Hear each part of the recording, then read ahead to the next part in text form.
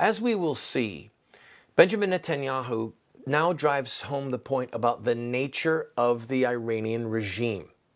And the nature, which he, thank God, says is militant Islam.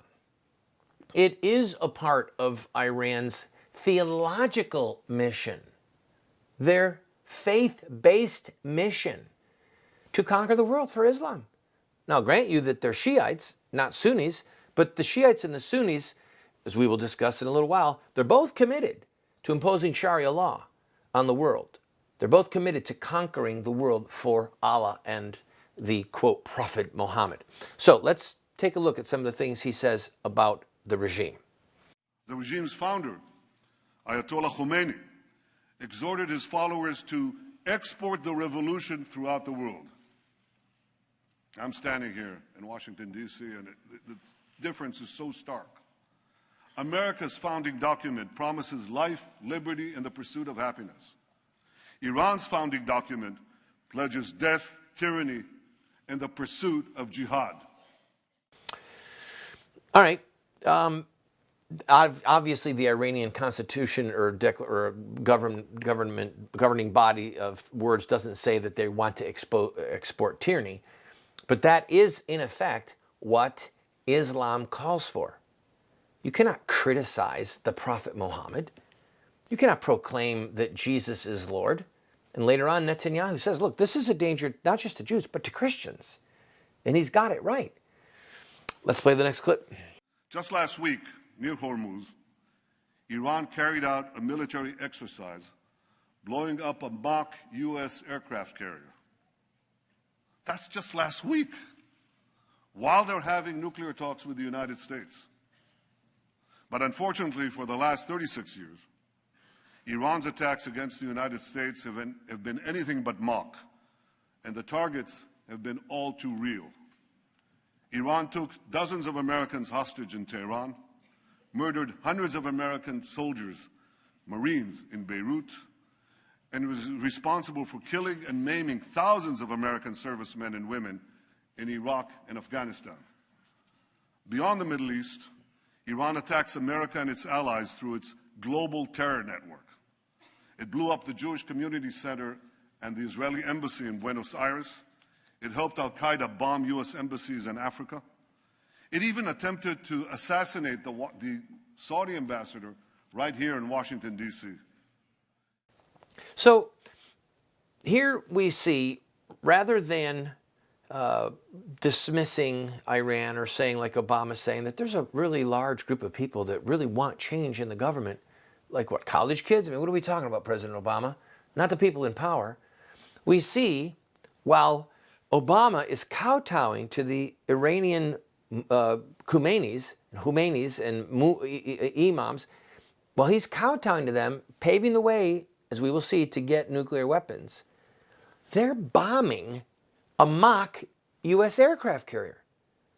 I mean, think through the insult of that. At least when Hitler met with Chamberlain, and think of Obama as the modern-day Chamberlain. Chamberlain was from England, and they were talking about gobbling up Czechoslovakia. At least Hitler had the decency to not bomb an English aircraft carrier made out of a box. At least he had the decency to pretend that he was a friend of England.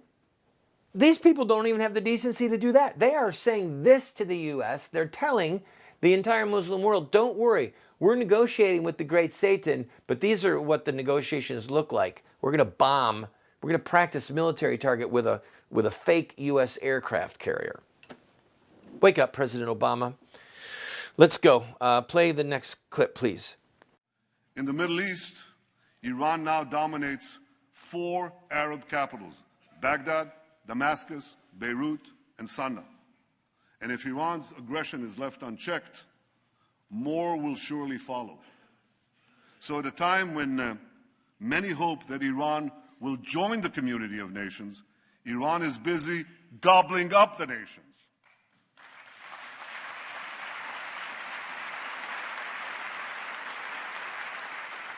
We must all stand together to stop Iran's march of conquest, subjugation, and terror.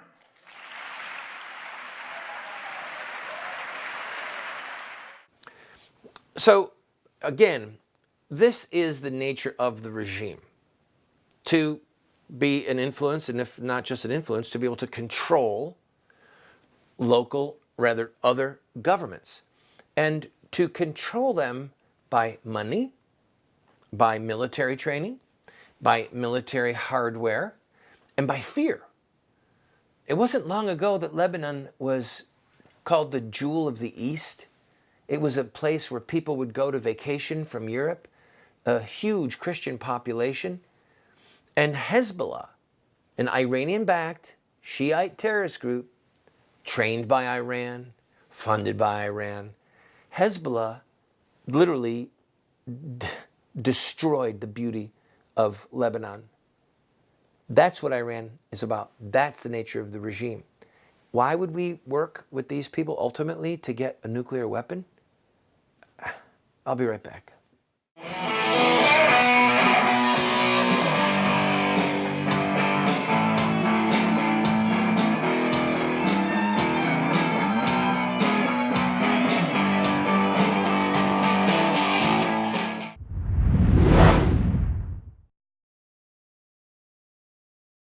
I have been a leader in the pro-life movement for 30 years, and sadly we have not prevailed in our goal to make it a criminal act to kill an unborn baby. There's reasons why we have failed. I wrote this book, A Humble Plea, to Catholic bishops, to evangelical clergy, and to lay people, explaining where we went wrong and what we have to do to prevail. We've made this available as a PDF online for free. I encourage you to go and download your own copy. Why does a nice guy like me keep getting thrown in jail? I have been arrested almost 50 times and spent over a year of my life locked up in various prison facilities.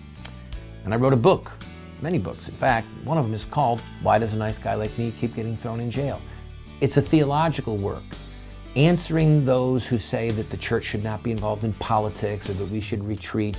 I encourage you to get it. In fact, get one and give it to your pastor.